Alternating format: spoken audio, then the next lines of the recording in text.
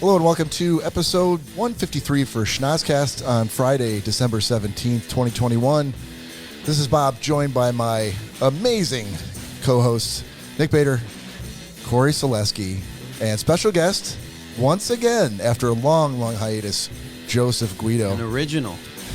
Yeah. I'm an original. Got a few things to get to tonight. It is the last episode before Christmas. So as you can see, we're 3 out of 4 dressed in Christmas attire. That's right. There's a little red on Cory's shirt. That is true. That's ketchup. A little gray in his beard. I was coming from work, so sorry. Ketchup. And we'll take you on time. Not a problem. And we are down one man tonight, so Mr. Todd Dillon unable to join us tonight. But our hearts and spirits are with you, sir, wherever you might be. Big shoes to fill, but Joe stepped up to the challenge. Yep. He's like, I got this. No pressure, Joe. Yeah, I got this. I've done it before. I've done it before. I'm not sick. Yeah, I just took a drag. Sorry. All right, if you're new to the podcast, welcome. Please join us here every week. If you are looking to stream us out on excellent high-def audio, you can find us out on iTunes, Spotify, Podbean, Pandora, Amazon Music, Audible, or anywhere where you can get a podcast. If you want to take a look at our lovely cherubic faces out on the interwebs, you can find us out on Instagram at Schnozzcast, Facebook at Schnozzcast, or on YouTube at Schnozzcast. And while you're out there, if, sometimes we happen to pick a different night. Sometimes schedules conflict. Sometimes someone's got a family birthday party and we might have to change it. So you want to make sure you catch us, subscribe to us. Subscribe to us on YouTube, subscribe to us out on your streaming services like Spotify, and you'll get a notification when we go live. You can also email us if you've got something to say, something to get off your chest at schnozzcast@gmail.com. Mm-hmm. Or you can call or text us anytime, day or night, at 618-SHOCKER. Type it into your phone, 618-SHOCKER. Shock the boys. For those people that are not local, let's say they're on the West Coast, Can they just do 618-SHOCKER, or is there a particular area code we should be giving them? 618 is the area code. That's okay. My math is horrible tonight. Yeah, your concept of your phones. Did I also fall into this trap earlier when we first got the shocker line, or was that you? One of us. I know we discussed it before. So now it might have been I've never discussed it. You and I who've got the digits. You wrong. understand how long this the is word really shocker ringing a bell. is, right? No, now I do. Hold on, we've got Lori on the line with phone science. No, I swear to God. Well, I think it was you, and I don't mean to throw you to the bus, but I think now we've both been bitten by the... Yeah, no, because I said, is it 313 618 shocker? Yep. So... You know how long that phone number is? It's actually 0 + 11734 618 shocker. I am not texting these jackasses. They can't even figure out the number that I'm supposed to text them. They don't know their own number. Dude, that would be hilarious if you did some just balls out international number that was coded like that and kicked them like a $7 text Joe, fee. we do have an international audience. Oh. We are in the top 10 podcasts in Mali, and that's a fact. I think prove me phenomenal. wrong. That is I'm a fact. so glad. I think we just had actually. So the Melanesian. Yeah, I think Milanese. Big fans. I think we just had a dump of listeners actually that I just saw last week from Myanmar. Yeah. Yeah. Joe, what would they be called? Burmese. I don't know. Burmese. Well. Okay, you're just... It's always right. It's always be Burma to me, but it's Myanmar now.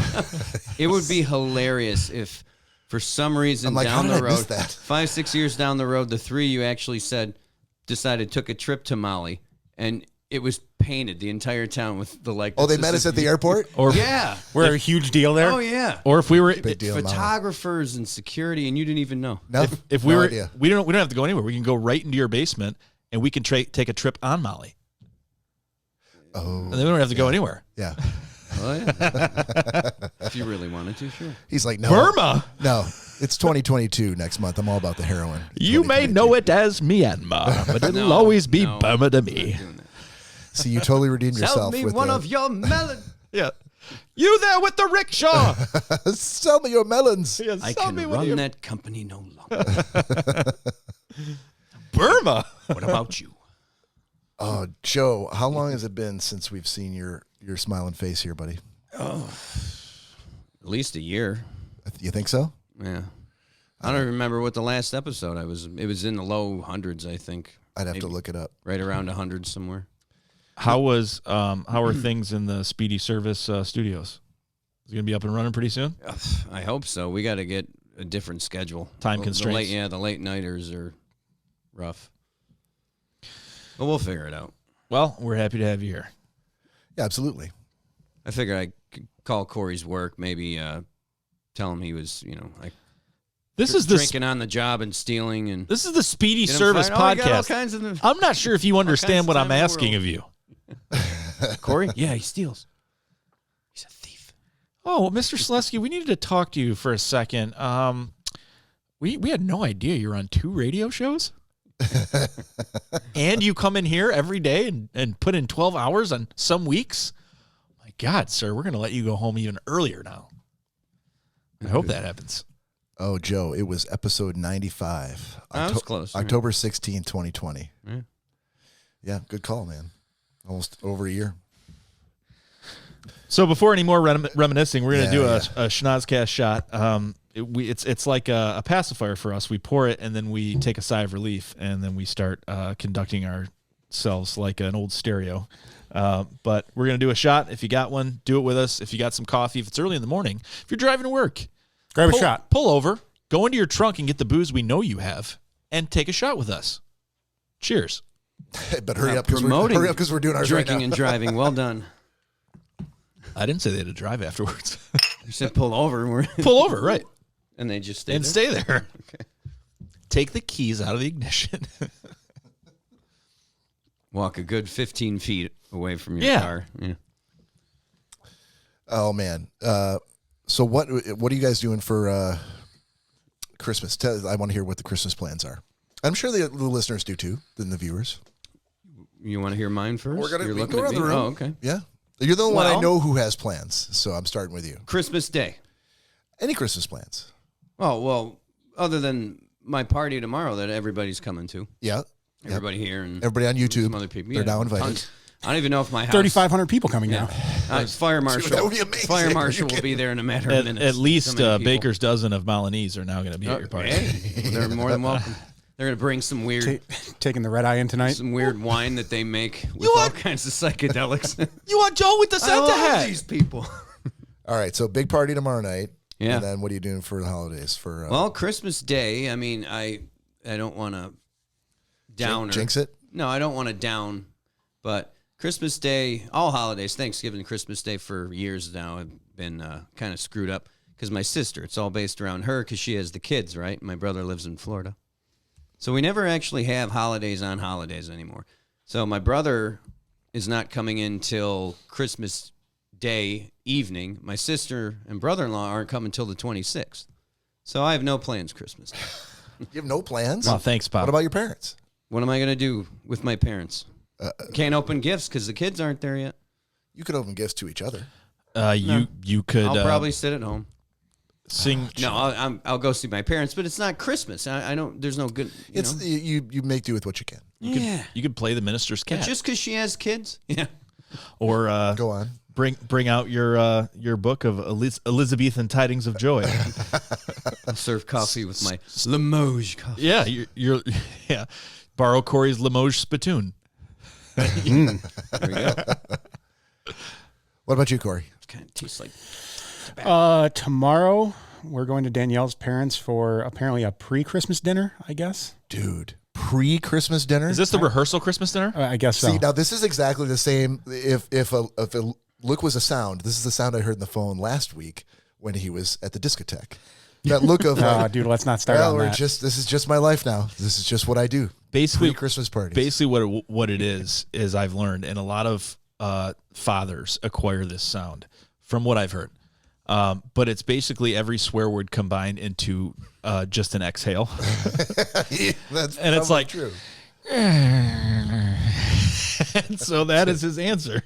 It's like, apparently we're doing a pre-Christmas warm-up party tomorrow. This sounds like a lot of swear words. All 4 letters. Yeah. So we're doing that, and then going to Joe's party. Yep.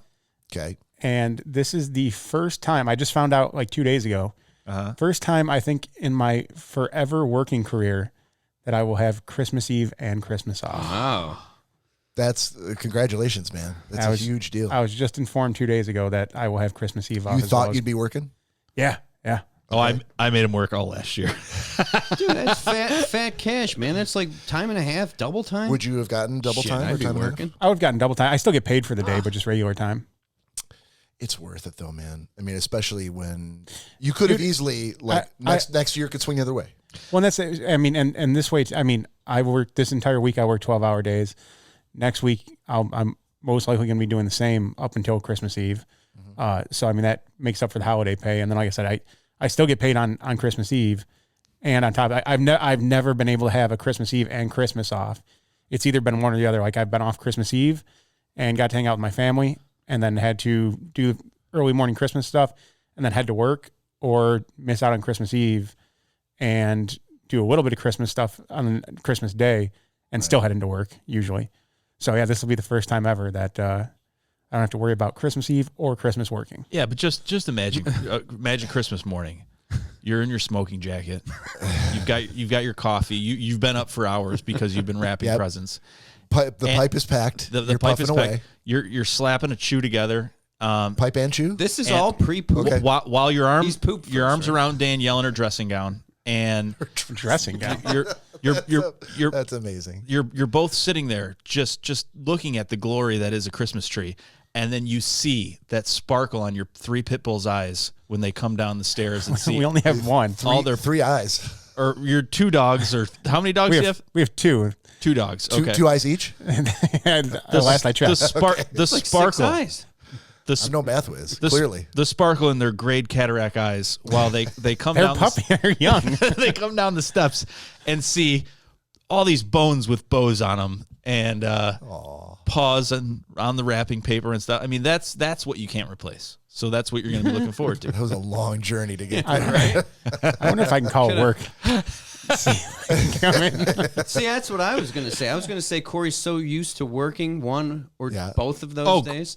It's going to be like he's been in jail for 35 or in prison for 35 years. He's not going to know what to do. That's how I always He's going to come out and be like, he's not going to know I'm how gonna to tell you combine right the now, 2 days. He's better off inside. The best thing you could do is talk with Danielle beforehand. So for the time when you're not either at her parents' house or your parents' houses, the time that you're at home, you carve out the time where you want to enjoy not having to work. And then let her have and go like, okay, this is just the time I want. This is the sliver, a couple hours here. The rest of the time, whatever you need me to do.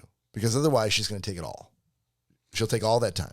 Most likely. So, but but be proactive. And you say, I'm just going to take this sliver, this like 2 hours in this day, 3 hours in this day. You can have the rest. Like whatever you need me to do, wrap, clean, doesn't matter. Cook, you got me. I say you take a hat. And you each write down 10 different things that you want to do, and you each get to pick out 3. Do you know how this is the exact same? Do you know how long we've been trying to push this? No. That's the other thing. 3 things? This is another hat idea. Okay, but then Got a lot of hats in the house. it's all Just the same write setup down though. 3, leave the rest blank, and be like, woohoo. you get to each pick 3 from you. You each have a separate hat, and you pick 3. She picks 3 from yours. You pick 3 from hers, and you have to do it. But I kind of saw a look of being severely bummed out on your face. Do you not have all those bones and everything wrapped under the tree already? Or you're waiting for Christmas night to do that? Because without kids, this is your first time. When do you do the wrapping? Something's got to be big. You can't just walk down there and be like, yeah, we didn't do anything for the dogs. You got to do something. You're wrapping bones? Well, you don't put bones underneath the tree. Tie a ribbon. And then go to bed. Right, all the bones are going to be gone. Yeah. No. But when do you do your wrapping, Cory? Butcher shop in there. Whenever I get the stuff, and all my wrapping's done. So right now it's done. Yeah. So for everybody. I'm assuming. Wow, I'm assuming okay. you give your dogs presents, right? Yeah, they get some treats.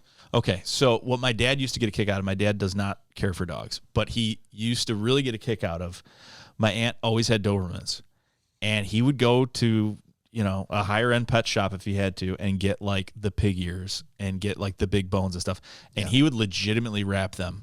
And he loved nothing more than setting it on the floor and watching these dogs rip the wrapping paper off of this and open it up. That's one thing he always did. So the only issue I have with that with our dogs, I'm just going to eat the paper. I'm very sure that paper is not going to be left off to the side. There's got to be a dog friendly wrapping paper. Out there anything somewhere. I've ever given my dogs goes in the stocking. That's right. We have stock. We have stockings can't for get both of them. And I never give them unwrapped bones. They're always either shrink wrapped in plastic or they're in the tear open packaging, resealable packaging. Yeah, if they eat wrapping paper, it's going to be like binding agent in their poop, and then you're going to have to grab it and yank it out of their ass. I'm sure you got to put it in the stocking or somewhere up on the mantle where they can't get it. Yeah. So maybe this was my dad's plan the whole time, to slowly kill them off. The fact that he didn't like dogs and that he was just like, here, eat this wrapping paper. Nick's like, oh my God. It's from China. It's hitting me all of a sudden. I'm relatively certain if you Google, there's probably like a pet-friendly wrapping paper out there. I'm sure there is, but I'm very sure that's not what your dad had. No, not at the time. Very sure it's expensive. There was a lot of yellow number 5 and what a dye. Yeah. Did they get away with all that blue buffalo crap? And they're like, it's so good for your dog. It's 4 times as much, and your dog will eat anything. But but that's how they get people. They know people care about their pets' health more than they do their own. They don't give a shit. They're feeding their dogs shit. Like $10 cans of dog food. Yeah. And they're scarfing down Whoppers, because they don't care. I mean, don't they say after a while the owners tend to resemble their pets? From what I hear. Roof. From what I hear. Are you sharing this right now? No, not yet. Okay. Joe, what about you? Bless you. When do you wrap your presents? Night before? A couple days before. Couple days before? Yeah, I keep them in. If they you don't come like to wait until the last minute? No. Okay. God, no.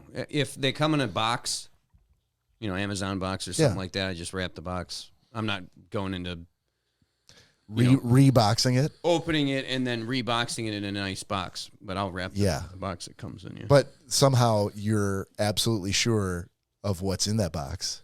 Oh yeah. Oh yeah. Okay. Yeah. Well, I'll open it. Open it, reseal it, and then I wrap just it. fold the thing, fold them crossway. Okay. And then just wrap it. Okay. I'm not. You can overdo wrapping. Oh, 100%. Overdo it. Yeah. I mean, a lot of people do. Go on YouTube, watch these videos. They're like 20 minutes long, and they're curling ribbons and doing these extravagant. I'm like, you have too much time on your hand, you debutante. I also agree that you can underdo wrapping. Oh yeah, Yeah. Tissue paper, yeah. I think gift bag. Gift bag. I always felt like that's one of those things that women look for is can you wrap a gift? 100%. If you can get that down, 100%. You're like, it's all of a sudden. See, all of a sudden you're dateable if you can wrap a gift. It used to be sewing, because I can sew really well. Yeah, I've been able to for a long time. But I'm not sure why, because you're younger than me. But somehow back in the day, is just something before my time. But Bob invented sewing. In my day, it was ironing. If you could iron a shirt, then you were dating material. No, but sewing never caught on. I'd be like, what? I can sew. Something fell off your dress, and they kind of laugh at you. This is the first. Okay, first of all, you know how to sew? What women are you dating? That's brutal. That you're running through fields and things are ripping off of their dresses that you have to sew things back on. A button falls off buttons fall off a lot. Are you dating Laura Ingalls Wilder? I mean, I'm not making brittle gowns. That's all gingham. That's all gingham, sir. A lot of gingham sewing. Heavy wool. That's my secret.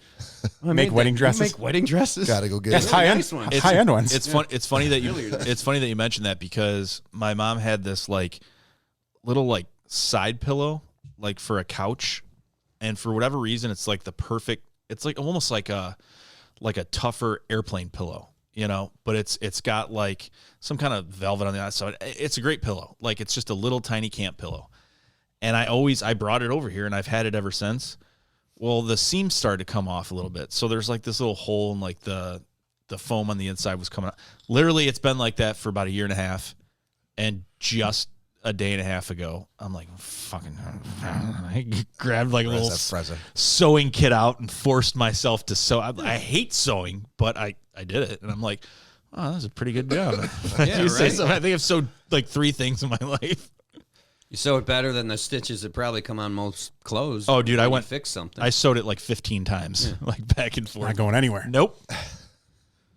What about you, Nick? When do you wrap your presents? We still doing wrapping presents, or what are we doing on Christmas?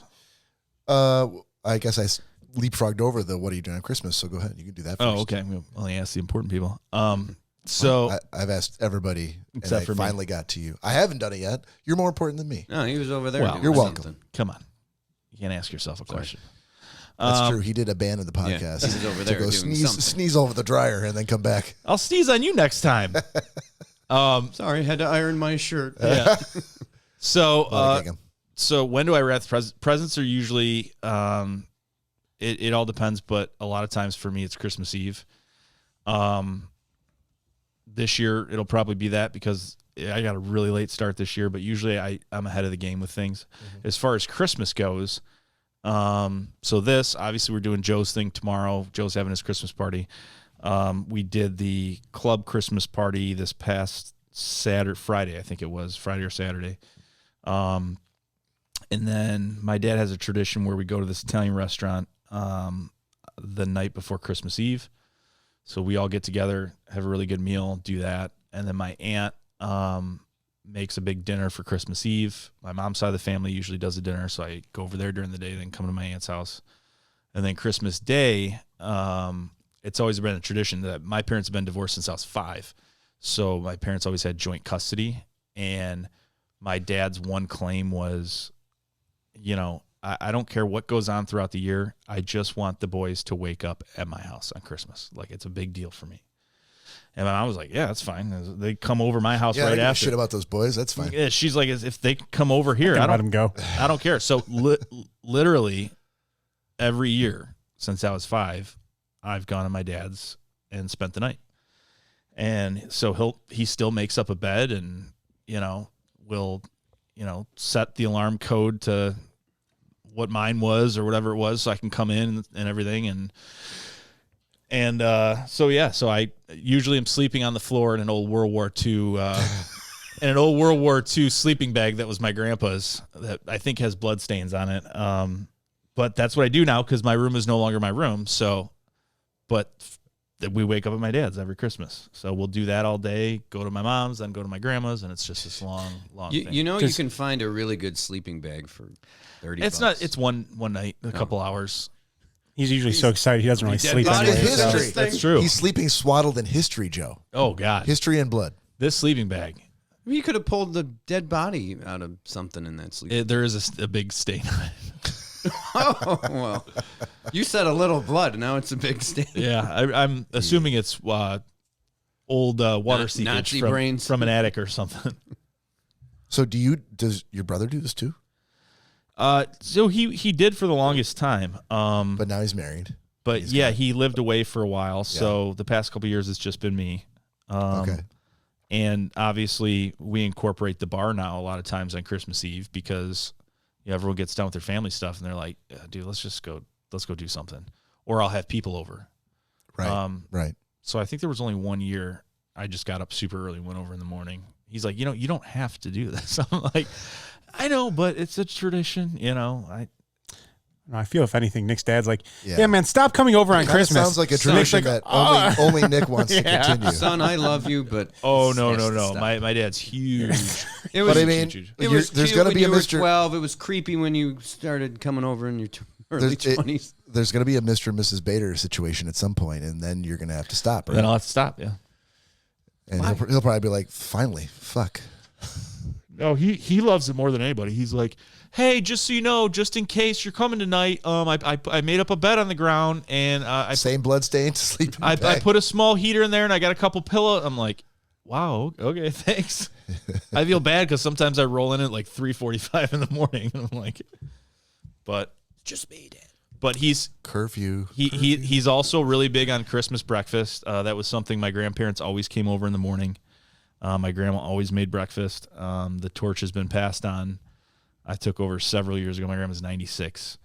My grandpa's passed away, but my dad buys a specific up north bacon, the stuff we had at the cabin. Oh yeah, from Allwards. He freezes that. That's that fast cooking bacon. Yeah. It was great. He usually doesn't cook it in pizza grease. So, but oh my God, you haven't lived until you've had bacon cooked in pizza grease. He's very specific on tradition. So there will be Calder's eggnog. There will be Crown to go with it. There will be fresh orange juice. There's going to be Allwards bacon, eggs, English muffins, and usually like Michigan sourced jam, like thimbleberry jam or something like that. And that is always Sorry, we were calling the police for a second. There's a lot of liquor. A lot of liquor in that breakfast. Yeah. That Bader breakfast. Well, like every picture going back, I know my dad, people will say, oh, God, you guys, what do you do on that show? You guys just drink all the time. I'm like, every photo. Your point? Every photo and every video I've ever seen of our family, we've been photo and video happy families. They're just like my grandma in different hairdos. One's a bouffant that's red, glass of wine. Another one's like long blonde hair, gin and tonic. Like everyone has a drink in their hand in every photo. So I'm like, this is something we've done. It's what we do. Okay. You don't get poo-pooed though, right? No. Just social. Shit faced off. My grandpa off eggnog. My grandpa used to. He used to get shit tanked. Like I think I'd puke before I actually got wasted off of eggnog. I can't. Oh yeah. It's too like congealed for me. I can't. It's like runny mayonnaise, and you're just like, All right, you're making me sick. It's like drinking toothpaste. Just Yeah. Nothing about that The sounds taste. I like the taste, but good the at all. consistency. I will have a couple sips because it's Calder's and it really is good. But I'm not into sweets, and it's between the nutmeg and everything that's in it. It's so thick. I'm like, okay, I've had enough. To put booze in it, no. I'm like, just give me a shot of whiskey or something. That's fine. And almost like curdles too with booze. It has a. I'm sure my mom's side would be like, oh my God, we're having drinks in the morning. But my dad's always like, no, if you're old enough. So how about you, buddy? What about your Christmas? Joe's party tomorrow. And I think Lori's gonna be able to come to that. She's just probably not gonna be able to stay the whole night. But whatever. Yeah. I got beds too. Beds, couches. So anybody who doesn't need to drive or doesn't want to drive Go on. can stay there. The question is, sleep Are there bloodstains in these beds? No. The question is, Joe, do you Very have a very sturdy dance floor that doesn't take marks very easily? Yeah. That's what we want to know. Yeah. In my living room, you can dance, and You've stunned him into silence. You like wood? Lori and Bob do a lot of dancing. You can dance. A lot of late night drunken dancing, Joe. The furniture sometimes Nah, moved. if you break anything, Oh boy. yeah, no. Joe's like, if you break anything, I'll probably buy it again the next day. Oh, don't worry. I got Just so another one. you guys know. Yeah. I have duplicates, everything. Corey, go to the garage and get the duplicate coffee table for furniture number 1714, living room number 2. 45 stroke Coach J. Grodin. I got another one. Joe, there's so much. Oh, no. You don't even have to go in the garage. Just type in the number on the keypad on the outside. Dance Brings all it right you out. want. Just don't break anything. And then Christmas Eve, me, Lori, Griffin, my kids headed over, started at my house, and then headed over to Nancy's for that branch of the Selesky family. So is Christmas Eve? Is this going to be your first combined family Christmas with Lori? Yeah, because last year there was like a COVID thing, and then vaxxed versus not vaxxed. People being old, not really knowing as much about the virus as we in the vaccine as we do now. So, yeah, I spent Christmas Eve over with them, and things. It was just an off year last year. Yeah, things weren't normal. Well, that's exciting. Now You that get to do Bob broke the COVID ice, so we can. Yeah. No, I'm just kidding. No, you're not. I did break that COVID. No, Cory broke the COVID ice. Oh, you did? No, it was. Yeah. Yeah, No, I mean talking about it on the podcast. Yeah, so that sounds like- I can speak my mind about that. Oh, about COVID? Yeah, I'm just kidding. No. I'm not gonna do it. Yeah, No, no, Cory- it's off limits. For Corey inadvertently broke the COVID It's ice. been talked about. Everybody. Bob has no idea how he got it, but he dove No, right I know where right I into was that when I got COVID it. pond. Yeah. And surprisingly, he was with me the night before. Yeah. We were very chummy. But it's the only place I could have gotten it is at that bar. No. You were with me 2 nights prior. And That's then not when I got it. But you said that it happens 2 days before symptoms. And if that was the case, then that would have been the night before Thanksgiving. And that's why you said you might want to ask your dad. But you and I, when you were symptomatic, were at I the didn't local. I didn't. I just wasn't feeling 100%. And neither was I. Yeah. So I could have been giving it to you. You could have been giving next it to day. me. I took a test, and I'm like, ooh. But I was. That's a little COVID. On You that went test. to the local. Him and I. Tradition night before Thanksgiving. Like I went the last 2 or 3 years. That's where you in a definitely row. got it. Yeah. Yeah. No. 100%. The night But before. how I got it and he didn't get it, I have no idea. The night before Thanksgiving is where he thinks he got it. But I know that's 2 nights after that, when he was like sore throat and actually having issues, Yeah. him and I went out to the bar, just the 2 of us. Yeah. And Nick didn't touch his lips to the gory hole, unlike That is true. you did. Bob did a weird thing. He actually like licked the circumference of the hole too. He's like, oh, I got to get whatever the residual is. Yeah, got to go around the rim. That's Grabbed right onto your tongue. But it is. It's got me. It is funny. I told Cory this. I don't know if I told you this, but it might have saved me from getting COVID. I don't know. But that night, so usually at the end of the night, we're all good friends. We love each other. Yep. We do hugs and One Pez. handshakes, Right down the back of the throat. No COVID. handshakes, high fives, all that stuff. The thug hugs. I don't think we've ever high-fived leaving each other. Yeah. Maybe. Drunk, and I'm sure when we were drunk, at some point, even- someone was like, hey. Oh, is that what we're doing? Okay. So I'm sure it happened. that night, I'm sure we missed. Bob was having his son pick him up, Jack. Yeah. And he goes, oh, shit, Jack's here. And I'm like, oh, okay. And it was early for us. It was like 11:30 or something. Yeah. And he's like, oh, got to take a piss real quick. And he shot to the bathroom to take a piss. And so I'm like, at that point, I had enough drinks where I'm like, I don't talk to Jack enough. So I walked out. And poor Jack is just sitting in the car, I want to be your dear friend. 10 and 2.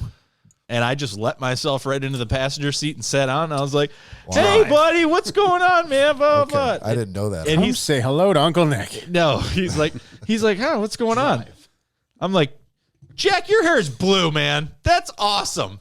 That is so cool that you do that. I'm like, you know what? I got a lot of respect for you, man, because you don't give a fuck what people think. I wish I could do that. And he's like, where are you? Yeah. He's like, wow. There's a crazy man. He's like, thanks a lot, man. That really means a lot. I mean, looking retrospectively now, he's probably like, Jesus Christ, Dad, where are you? And all of a sudden, Bob came rushing out, and I jumped out of the car, and I'm like, see you later, man. And I ran right to my truck. There was no hugs or goodbyes. And that's what saved you? That's what saved me. Wow. Again, Normally, long time to get there. Normally, if we would have walked out, we would have been like, all right, have a good night. Yep, see ya. Get home safe. Yep. So I'm like, God, Well, divine intervention. divine intervention. Mm-hmm. I don't know about that, but okay. But then Christmas Day, I'm continuing, I think, my tradition with my cousin to go and hit the pub. Oh, yeah, we can do that. Are you sure? Yeah. I mean, it was always your thing, like your idea, like, We'll just have to find one that's open. Yeah, that place shut down. Yeah, Puck's closed. yeah, you think And Uncle so did Ray's? JP McGuire's. JP3 on Outer Drive. That and, closed too. Yeah, now it's the Icebox. Yeah, that closed down. Oh, he wasn't going anywhere with that. That No. was Well, that I was, knew that, but He was trying to polish a turd with that. He's Yeah, like, that was- let's keep this. He realized that Finally. he messed up by shutting down the one on Ford Road Yeah. and selling the building, and then was like, oh well, this is cheap. I can open this. And that dude, historically, that place has never been anything good. no, well, it's always changed hands every year. Yeah, it's never had a steady owner. So yeah, that was just a ticking time bomb before. I think he thought the name could draw people in.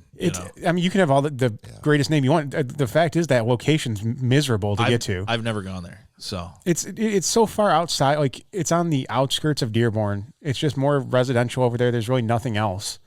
And it's the craziest intersection of Pelham Outer Drive and Monroe. Carlisle. Carlisle and Monroe. It's not Monroe. No. There's a fucking 4th Street there. It crosses Van Born. No one cares what we're talking about. Yeah, but anyways, We're but getting it's deep in this the weeds. crazy intersection, and then it's on the far side. So to get to it, you have to do all this crazy driving to get there, and then people leaving. I mean, after having a couple drinks, leaving there. not what you want to do. No, hell no. It's like having a roundabout right outside. Exactly. Whoa, hold on. And the parking situation. The parking lot is basically where we're sitting in the studio right now. Wow. You can fit like 4 cars back there, and that's it. So otherwise than that, you're parking down the street and having to walk up to it. I mean, I'd say I feel bad, but I don't. But I do feel off because it was sad to see like how excited they were for the new location, because he probably didn't plan on it after he sold it, and then was like, we'll keep this name going. And it looked like they really updated like a lot of the chairs, and like they bought new equipment and stuff like that, and they were really pushing it for a while. But then they got pissed at me because they started I've never been there, but they started taking Well, naturally. That's why they were mad. No, they started taking all kinds of food photos. So it would be like grilled cheese, cheeseburger, chicken tenders with fries or whatever. And the food photos look good. But every single food photo, they would put a slice of watermelon next to the food. What? And so every signature? every dish. And so I wrote underneath it, like they posted something. It was like right away. It was like 1 minute ago. JP McGuire's or Threes or whatever the hell it's called posted this picture. And I go, again with the watermelon? I said, what? Am I not picking up on something? I said, what's the draw with watermelon constantly being served with all the food? And I just got fucking dogpiled on it. A lot of people like it. And they like flipped out at me. I was like... Which is weird because they never did that at the Ford Road location. A triangle of watermelon, a big piece of watermelon with every burger, every sandwich. It was like, they were like, I don't know, is this a garnish? I don't know. Does this looks like something would be in a restaurant? That's sure. really strange. It was very weird. Huh. I think that's what did him in. It's like Papa John's with that stupid pepper that they put in the box. What is that for? The truckload of 1,000 watermelons came in today, Joe. Should we send them back or? Dina, do you know how much money was spent on watermelons here? Come on, it's the middle of winter. Good thing I charged all my cameras. There's a guy out back selling watermelons. You know how much it costs Cheap. to ship 15 watermelons? It only gets us through 3 days. Could have done them in.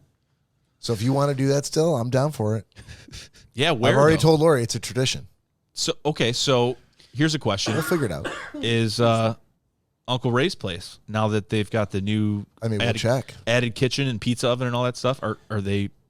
Because before, he never used to close, did he? Or was it just Christmas and his birthday? Yeah. 4th of July, his birthday, and Christmas. Okay. Christmas Day. Christmas Day, yes. Yeah, but Christmas Eve, right?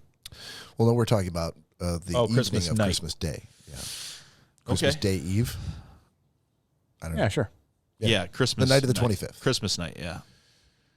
So, yeah, we'll have to find a place that's open. Yeah. Christmas Day Eve. I don't know. I mean Christmas night. Or Christmas night. Either way. Okay, I don't. It just sound. I'm like, yeah, Christmas. I said Day it in Eve, that and I'm way like, that there's got to be a better way. Sounded to say like that. there was probably a better way. That's I'm all like, I had. Christmas night. That's all I had, though. Okay. You mean stupid? I'm like, there is no name for the night of Christmas.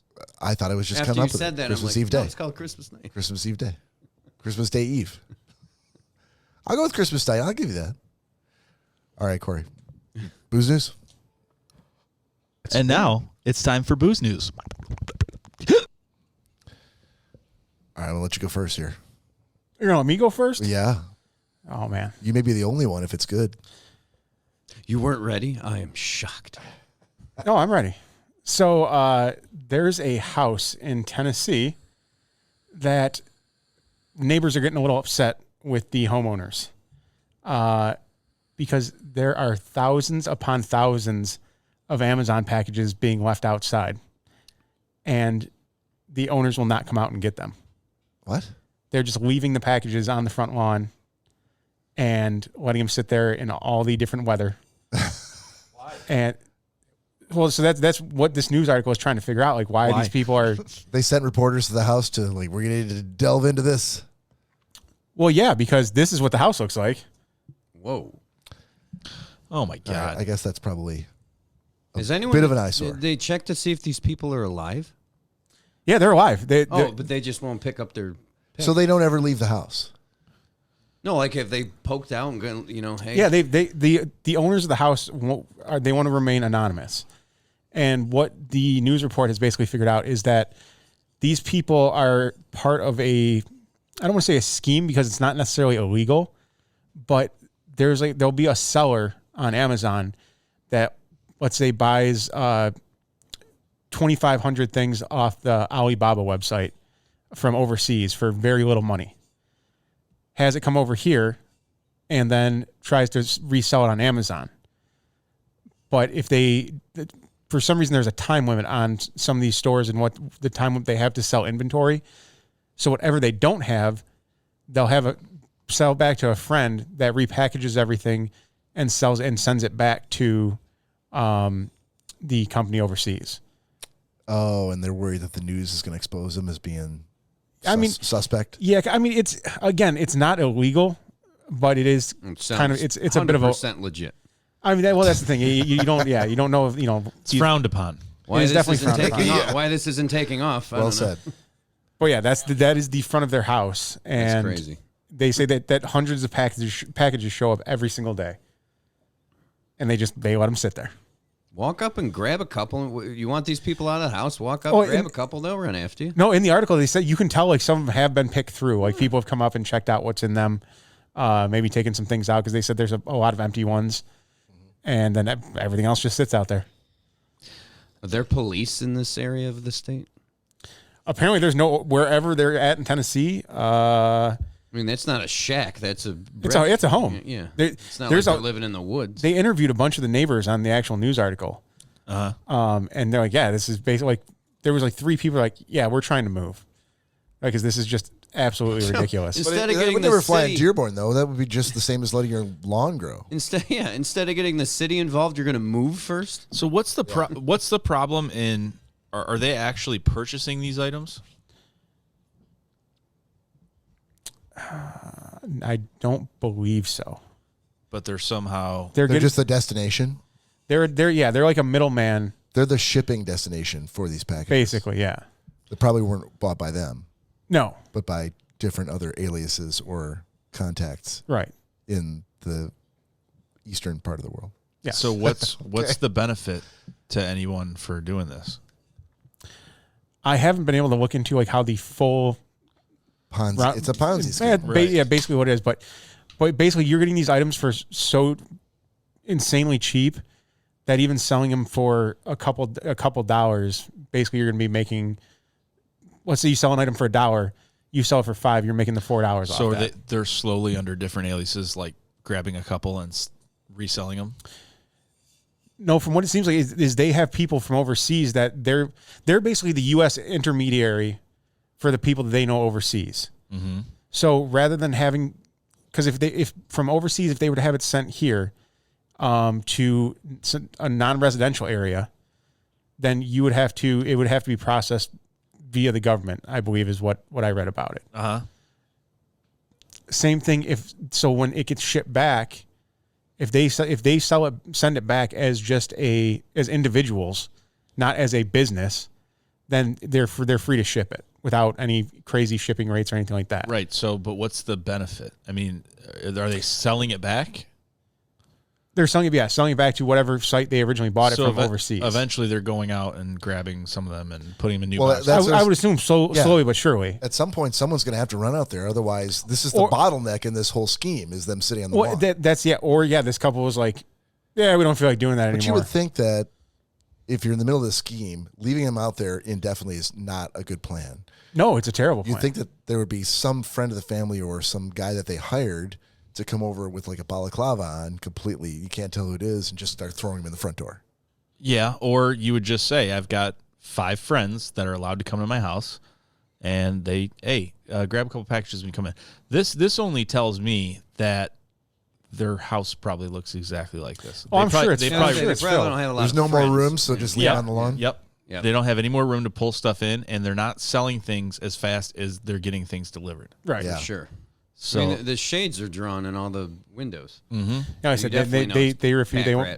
They've remained anonymous to all news sources. So they're making money off of it, and they're like, well, Amazon boxes. The box takes the brunt of the weather, and we just put it in a new box and sell it back. But then they have to box, and this just seems like a slipshotting plan. Right. Oh yeah, it's clearly by the picture, it's a horrible plan.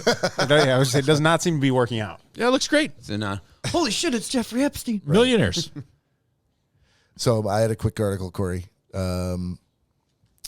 Kraft is basically going to pay you $20 not to buy cream cheese if you want. So they're offering to pony up $20 for dessert supplies, which I assume is their cream cheese, to help customers who are unable to make cheesecake due to the shortages of Philadelphia cream cheese. There's a special website that Kraft set up. Excuse me. Oh my God. Yeah, right there. Yeah, I'm good. On this website, the first 18,000 people this weekend between Friday and Saturday to register will be able to apply for a $20 reimbursement for their dessert purchases. So basically, they want to try to ease your concern as a customer about shortages of cream cheese, which has been, pandemic / supply chain really hurt, which is kind of crazy since the dip that I made for this party, I made with Cream cheese? Yeah, which I bought no problem. You scum piece of shit. Yeah. Update. Yeah. I did the Christmas tree shortage. Well, you did? Booze News a couple episodes ago. Yeah. Completely false. Was put out there by the Christmas Tree, the National United Christmas Tree Association. Wait, are you trying to tell me that my Philadelphia cream cheese story might be false? That's what I was just gonna say. They have a website. No. Was there supposed to be a website for the Christmas tree thing? It was on. There was a lot of news articles about it, but the Christmas Tree Association for the United States came out and said this is all a hoax. There's no Christmas tree shortage that we can report. Yeah. Everything is fine this year. It is for the sales of Christmas trees alone. I have to agree with this that is on that. this is Bob. You know what it's this gonna is be? Philadelphia just pushing cream cheese. This is them going to be. Oh, you do this, and the 18,000 people are going to do this. They'll give $20, and they'll get a badge that says I got vaccinated badge that they can put up. It makes people feel good that they're helping other people. I That's guess, all it is. but hey, it's worth a try. It's a PR scheme. So if That's all it is. you know what, it's worth a try, and it's sponsored by the company. For unlike this Christmas tree thing, where the major Christmas tree benefactors, no consortium. Let's just go with Christmas Tree Consortium. Conglomerate. That's good too.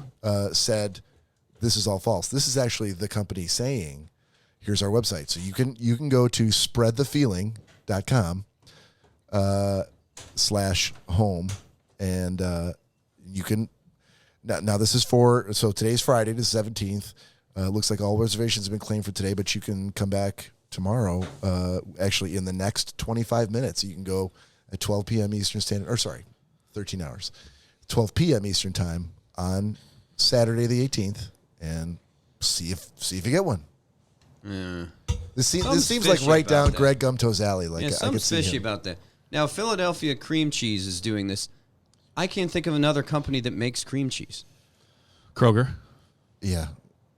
Probably Meyer. But that's The Kroger, cream cheese company? But Kroger's their own package. Like they're that they have to. But yeah, like they Philadelphia is like the go-to it is. cream That's cheese. the name brand cream cheese, but there are other name It's brands. the most I can't popular think of cream name cheese brands. in the country. Yeah. That's the only beyond. name brand I can think of. I'm assuming they came up with it, but everyone learned the recipe and They're they doing sell. something fishy, Bob. This isn't a heartfelt. There is Christmas a tuna giving flavored thing. cream They're- cheese. they're So doing if you're thinking tuna something flavor? that's fishy, then you really look into that. There is a shortage. There's supply chain issues, meaning the containers and the corrugated boxes used to ship it are harder to find. They're more expensive and they're more scarce. They get labor shortages at plants. Not enough truck drivers to distribute this stuff. One of the things we make is heavy on the cream cheese with like a lot of Well, here it comes. cream. No, I swear to God, cream cheese frosting. Mike just told me the other day. Yeah. My uncle, he's like, oh, so apparently there's a cream cheese shortage. So I bought all the cream cheese they had, and he's got this box like this big of Philadelphia cream cheese. I'm like, Tillamook. Not good That's forever, another- Mike. Tillamook's great cheese. Yeah, it's not cream cheese though. They make cream cheese. Do they Do make cream cheese? Yeah. They No make all shit. kinds of Guess, cheese. I know guess that. who else makes cream cheese? Zingerman's. Oh, do they? Oh Jesus! Oh, Jesus. $13 for a quarter ounce. I'm sure it's expensive, but So, will you guys be happy if I get you guys cream cheese for Christmas for the rest of your lives? Because this cream A cheese. lifetime supply of cream Zingerman's? cheese. Oh, you guys were going crazy. Oh, I'm like, it's cream Bob cheese. likes his cream cheese. Yeah. Please tell me you're not doing something that with the cream cheese that it's not. All right, shot time. Do with. Post time, everybody. We're about to do our cream cheese shot. Ooh. I smell one episode Cream title cheese right on there. bagels, and that's about it. I can't eat cream cheese, other stuff. You like cheesecake? Mm-mm. No. Oh. Cheesecake's delicious. I don't care for cheese. I mean, I'll eat it, but I don't care for it. Well, you know what? With Like if you were starving, I'm like, No, what are the with circumstances? cheese- That I don't I like guess care I'll for have dog. some. I don't care for dog shit. I'll eat it. No, but I don't like that. Well, I'll Terrible, eat. but- I don't care for tomatoes, but I'll eat them. But I don't like the consistency. why would of you eat something cheese you don't steak. care for? I don't understand Well, the if, answer. if I order it with no tomatoes and it comes with tomatoes, Don't I'm get gonna me eat it. started I'm not on my gonna cream send it cheese back. bruschetta. I'm just gonna eat it. It's not gonna kill me. Right, rather than That's send it back. what it is. Have it spit on. Yeah. Okay, fair enough. Oh, no tomato. what's the point?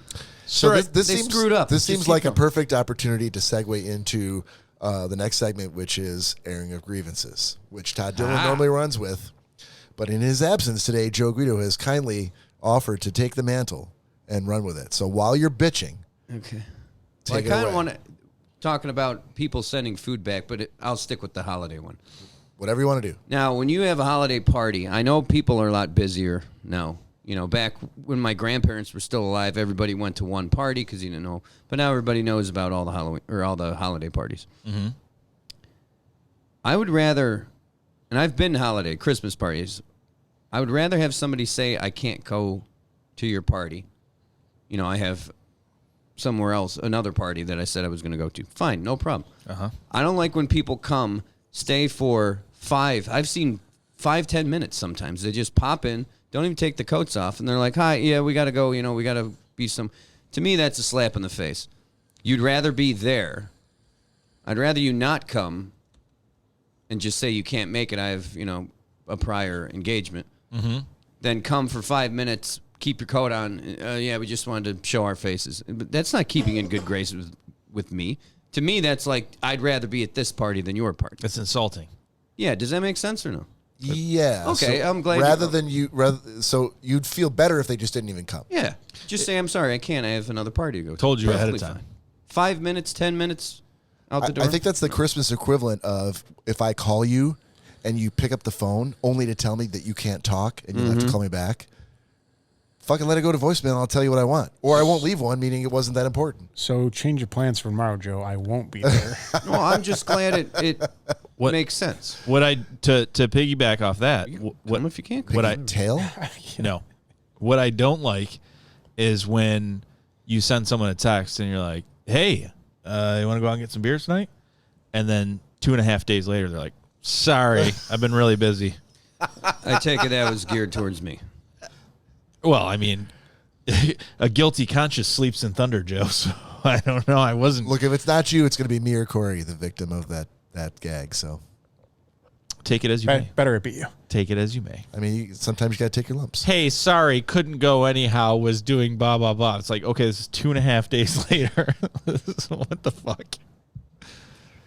Hey, that once I'm in a not lifetime saying trip. I'm not guilty of it, but it's not like I said, yeah, I'll be there, sat down with you guys for 5 minutes, say, yeah, I got to go. I go to meet my other friends somewhere else. No, That's you haven't completely done. different. You haven't done the 5 minutes. You've done the like the hour. Why is this going back to me? I don't know. And I feel bad because I told you I'm this outta was your segment. You can air your grievances about whatever you want.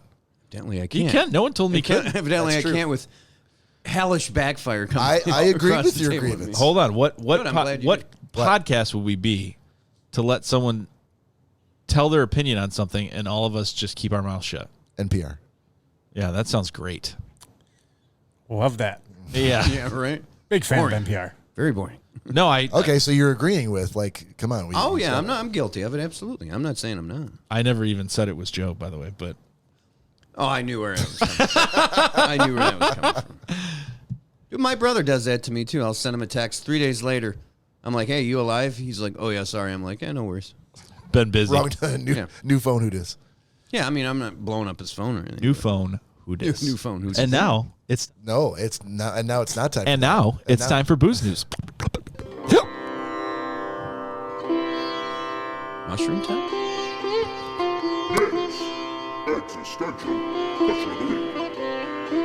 See, it's much better with headphones on, right? Oh yeah. All right, ladies and gentlemen, Mr. and Mrs. Clauses out there. This week's episode of Nick's existential question of the week. Segment. Oh, good save. I see what happened. I see where it could have gone wrong, but you pulled it back on the course. Yeah, you tried. Well done, sir. Anyhow, of Nick's existential question of the week is going to be Christmas themed. So we've touched on holiday food with Thanksgiving, but what I want to know this week, since we're so close to Christmas, is going to be what is your favorite and absolute least favorite family function Christmas food? Oh, man. Favorite and least favorite. And what I'm going to say, because Bob is usually Got it. Bob is usually running the show, and he's always a gentleman, and he always lets everybody go first before him. I'm going to let Bob go first this time. He doesn't have to double dip anybody. he can absolutely go first. Well, you forgot to mention the fact that everybody always shits all over me for going last because whatever I say, unless it's completely different. But now, why are you copying me? Now you're a trailblazer. Now whatever anyone else says could be copying you. Yeah. Well, this is a deeply personal question. Absolutely. We can go around the room and do favorites, and then I'm ready. So you want the most favorite and least favorite? Yeah, something you're like all year round. Oh my God. Can it be something that I no longer have any way of tasting? Okay. Yep. So when I was a kid, my dad had 3 brothers. So every Christmas we would take turns going to one year to be at our house. Then it would be my Uncle Ed, my Uncle Jim, my Uncle Bill. And that's really the time, at least one time per year minimum, that I would see my cousins. And whenever we had it at my Uncle Ed's house, his wife, Nancy Jo, used to make a lot of food. She made the whole spread. I have no memory of what my own mother did when we had it at my house, but I remember when we went there was a spread. And she made desserts, including cookies and baklava. She made homemade baklava and a lot of other hot foods. She was Polish. So obviously my family, there's no Polish in my family at all, but my Uncle Ed married a Polish woman, 100% Polish. And she would make a big, huge tray of guamkis to make it. If you're Polish, you know exactly what I'm talking about. But if you're not, guamkis are, Cory, help me out. They're disgusting. It's hamburger and rice wrapped in cabbage and then cooked in tomato juice. Oh God, my mom made those. The smell from these smell horrible. Cabbage doesn't it's smell like good. dirty feet wrapped inside of a baby's wet diaper. Yeah. It's so bad, and I used to fight because you can't, your parents bring you to their brother's house for Christmas. You can't be like, I don't want any of that. So you're like, you better fucking eat those guamkis. Yeah, you don't have to like them, but your face better look like you love them.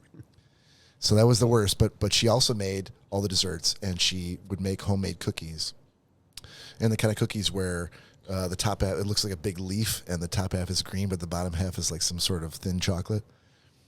She made those and like 7 other different kinds of cookies, and almost all of them were, I can still taste it now. I like just something about the time of year and the quality of the cookies. They were the best food. I always look forward to them every year. And we stopped doing stuff with my cousins when, the youngest of the cousins, moved out, hit 18 and older, and then left. And that was the last time we did, Rankin family Christmas get-togethers. So the funny thing about that is, have you ever noticed, like, if someone's spray painting or something like that you wouldn't, it's nothing you would eat, but I would hope not. You could taste. Paint chips is good. You could taste that. Why do you ask? You could taste that smell. Like you're like, oh God, I can fucking taste that. Yeah. So obviously our nasal passageways are tied into your mouth and your taste buds and everything else. So, but your sense of smell is the closest sense tied to memory, which is why. So Bob has no smell. I do, but I don't remember what But it's why, like I was just going to say, people that either have horrible short-term memory, or while they're drinking they have horrible short-term memory, or whatever it may be, or are much. Son of a bitch. Hold on. Whoever you are, touching me. Not about you. I don't remember your name. Not about you though, but like for instance, my grandmother, someone that's much older. Oh, she has dementia. That's a nice comparison to draw. Anyway, keep going. Can remember. Bob, dementia grandmother. Yep. Can remember Hand in hand. not many things at this point, but can smell. This is not getting any better. Hold on, but can smell something and be like, oh my God, that reminds me of when my mom used to make that as a kid. It just jogs the memory. And so you could smell something that you remember as a kid, and it will jog so many memories. I still remember the way my aunt's first house smelled. Like I just remember that smell. We were there for holidays all the time. Dirty feet and mayonnaise? So pretty much. Tonight we're going to try an experiment. We're going to tell Bob something very important that he needs to remember for next week. Yes. And one of us is going to fart. Get a control going. Yes. We're going to fart. Pavlov's dog. That's Pavlov's experiment. We're not ringing a bell, but. And the fart is the bell. It's the same thing. And then it's the exact same experiment. So when Bob doesn't remember next week, one of us is going to have to fart again. That is a great. Like, do you know what? That might be. That's right. That might be the foundation. that a huge and growing audience that the Schnozzcast was built upon right there. Bob's fart memory? Yes. I say Yes, I say 100%. we get the Mr. Sketch markers that smelled like different different fruit. Oh, okay. And we'll get the grape one. And anytime we You do understand you could do this every week. I know, a but different way. I don't want it to be in my kitchen with Cory farting near your face, and that's going to be around me, and that's going to be disgusting. What's a group thing? So what we'll do is anytime we want Bob to remember something while drinking, we'll tell him, and then we'll say, "Smell this," and he'll have to smell the purple marker. Yeah, which I won't remember why. Yeah. There's no connection. And he'll be like, he just "Oh, wants me to smell okay." this marker. He'll be like, "I've smelled it every week. Smell it again." No, I won't remember. I smelled it last week. Right. And so then the following week when he's sober, we'll be like, "Hey, remember the trip we talked about?" And he'll be like, "What trip?" And we'll just put that purple marker, and he'll be like, "Oh my God, Yeah. we planned a trip last week." Yep. Yeah. I love this idea. This is a great idea. That I say the markers are smelling salt. In a multiverse, there's another podcast also called the Schnozzcast that has 35,000 followers because of an idea like this. Either that or some sort of Try it out. either that or I won't remember. Go right ahead. either that or some sort of spurs that we could just kick right into his backside anytime he doesn't remember something. And then hopefully the pain will. I'm going to opt with the other Yeah.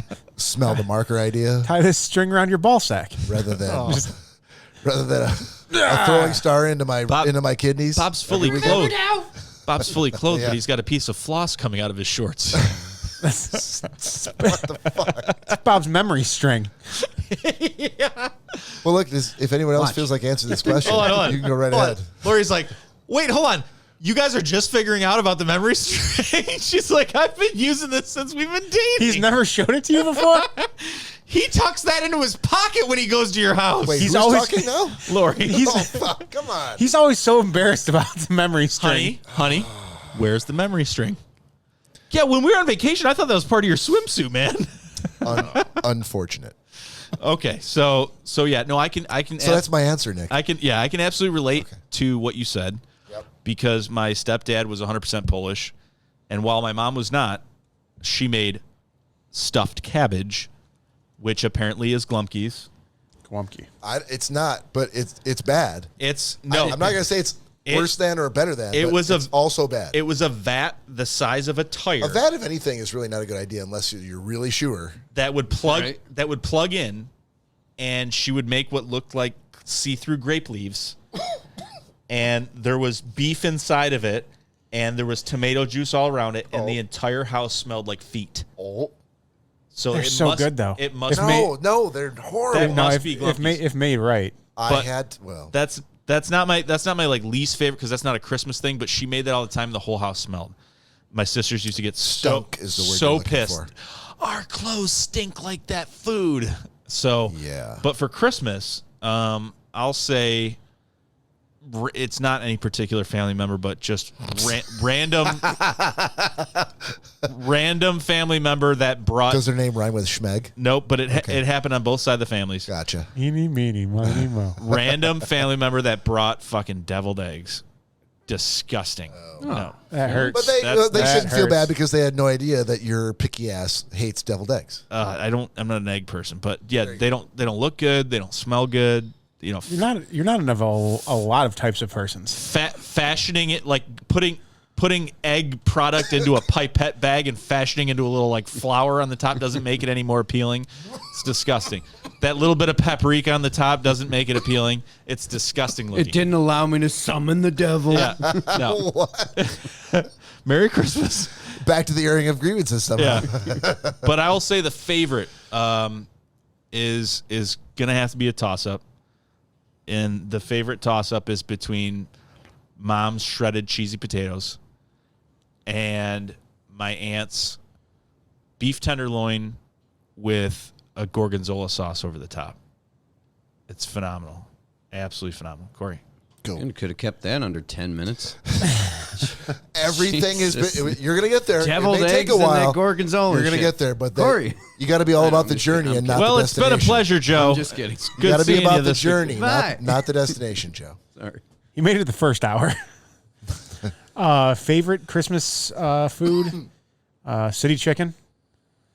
Yep. And And Can you explain? I honestly don't know what that is. I've seen it at Polish Village and stuff. It's a staple of every Polish holiday meal, right? Can you Yeah, explain to me, basically. Corey, what that? I'm just kidding. Can you explain? This will stop me from talking. Put your fingers in my nose. city chicken is basically pork and I don't know what it is. no, it's pork and veal got to. mixed together. What? So it's not chicken? No, it's not No, chicken. no. Hence the name city chicken. But I didn't know that until I married a Polish woman. Yeah, it's pork and veal, usually mixed together and kind of like cubed up, and then you take those cubes, you put them on a skewer, and egg wash it and bread it. and Okay. then- So and bake them. pork and veal are both white meat, so it looks Yeah. like chicken. Okay, I get it. Yeah, so yeah, when you because I'm assuming a lot of people thought it was chicken for when you originally eat it. But it's weird because chicken you would think is cheaper than veal, especially, and pork. It could be, It is for sure. but it's way more tender than chicken. Like if you were to cook chicken in that sense, and because it's almost like it's not a crock pot recipe, Yeah. but it's cooked for a pretty long time. What would you say that the like the flavor profile is? For some, talk to me like I'm an alien because I've never had it. Oh man, Does it taste like chicken? You're gonna have to bring him some. yeah. Somehow. Do ya? We're having it on Christmas Eve, so Yeah. Wonderful. Don't they serve it with brown gravy of some kind? it's usually like over the top of it. Yeah. I mean, no offense, but if I'm deep frying some It's sort not of deep frying. No, It's it's usually Egg wash it, but then egg you put washed. it on a... and breaded, and then you breaded bake and it? then baked. Yeah. oh, okay. Yeah. I don't know, man. I'd say it'd be kind of almost like a mixture between like steak and chicken. Sorry. Was that loud? If done if done correctly, like I've had some that's it's dried out beyond belief and it's disgusting. Yeah. But yeah, if done correctly, I mean it's like a fillet and a little bit of chicken breast. So can you answer me this question and then we can move on? And this is just from a culinary standpoint. Why are Polish people that make amazing Polish food, why are they afraid to season the food? Why is it always needs salt? Pretty bland, yeah. I've just never been part of the culture, I guess. Really? Yeah. That's interesting. But Lee's favorite thing was Christmas Eve. We would have to do. It's called płatki, and it's these like dollar bill sized pieces of basically cardboard. Dollar bills. What is it? What is it actually? I don't know. It tastes like Cardboard. I would say maybe a little bit of rice paper Rice paper. Okay. and foam. Okay. Foam. Yeah, Styrofoam. styrofoam. Yeah. Okay. And so what you would have to do, and the only way we could open presents was if the six of us got up and went around, and you go to each member of your family and you give them a piece of your płatki, and they break it off, and they say, "Oh, I wish you health and happiness this year, and that new job you've been trying to get, blah blah," and then you have to eat it, and you have to have yours finished before we could open presents. So of course, my cousins and I, we would just go around and like break a little piece off each other's because we didn't want to eat it because it's disgusting. And they'd still have like basically a $50 size thing left. And you go around once, you don't go around twice to everyone. So they'd be standing there with a half piece left and they're like, well, we can't. And Boosh would be like, no, not until you get rid of it. So you'd have to bite the bullet and just down that $50 size piece of styrofoam. In the Jewish culture, don't they have like an old stale bread that they do something very similar? Matzah bread. It's something that I know I've heard Jewish people talk. They're like it's disgusting, but it's something Matzo similar. ball With soup, I think, is just a lump of but bread. it's that they some squish kind together. of bread paper. But the only thing that reminds me of in the Catholic Church are around Christmas Oh, the green and red Eucharist that comes Christmas time in the paper, where it's just it's like a big one and it's very dry, and you're supposed to do something similar. You're supposed to talk about the year and take pieces. It's not the Eucharistic. Oh, it's something different. It's not the Eucharist, but yeah, Okay. it's something. It's like made of the same substance, but it's Being the very good Catholic I am, I've never been to. Mass. Christmas mass. Oh yeah. Really? Midnight mass, Christmas haven't. Day mass. All Yeah, I did for Oh my God. I've yeah. never for- been to church in my life. 30 years. Yeah, but that was the only time you went. Was that one time throughout the year? Oh, I was there on Easter. Oh, so 2 times. And I also gave the Catholic Church like $12,000 that year. So yeah, I think I did my part. As a kid, it was twice a week for 9 years, No, Bob. but your dad would have told you 100%, since he's paying the tuition, like, yeah, no, you got me. I don't need to do any other work this year. I think I'm done. No, he'd still go. No. Yeah. No. Yes. And I know he'd drop off the envelope. He'd make some excuse of why he had to drop the envelope off. And For a few years there, myself, my brother-in-law, and Michael would take turns going to drop off the envelope. So he only went every third week. I knew he. I'm not saying he actually went and did it. I'm saying I know he had ways to get we getting out all of it. arranged. We had this arrangement every 3 weeks. You had to go and collect the envelopes from. Now, luckily, my brother-in-law lived right next door to you, and so it was just a real quick stop to get both envelopes. True. But then you just had to go drop them off. You didn't stay for the mass. No, no, he didn't. But 2 weeks out of every 3, you didn't have to do anything. Oh, I mean, when it comes to that, I'm a creaster. I mean, I think that's what we're talking about, right? Yeah. Yeah. I turned into one. I was there every Sunday for my entire life, and then I turned in my adult life into a creaster. Well, that's it. As a matter of fact, it got so bad with my dad that he would walk in, and the ushers would finally like, "All right, Mike, just you can give me the envelope. Have a good one."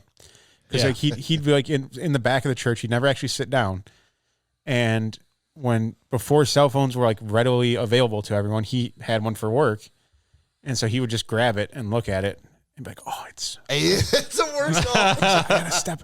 And people were like, "Oh, it must be It important. must He's got be a cell phone. super important because he's got a Triple cell phone." homicide. Yeah. And then, of course, on top, like people knew what he did for work, so they're like, "Oh, yeah, no, wait, Mike, he's got to." You got it, Chief. God bless. Merry Christmas. Yeah, he's got to go take care of that. And so he'd walk out and just be like, shut his phone in his pocket and walk out. Yeah, he's a smart man. But like I said, it did eventually come to where the ushers, he'd walk in and be standing there like, "Oh, I'm going to stay for mass," and the ushers would just be like, hand it over. But I think you're right. The dry bread is matzo. Is it? Matzo, yeah. Yes. So your dad doing that in the eyes of God, it's not more of an insult for him to just stand up and be like, "I don't want to be here right now," and leave. No, he has to lie and fake that he got a phone call. Yeah, he didn't do that to get out of God's to he's avoid in the God's church, wrath, right? but he did it to get around his. But he's in the parishioners. church. Yeah. Well, there you go. God.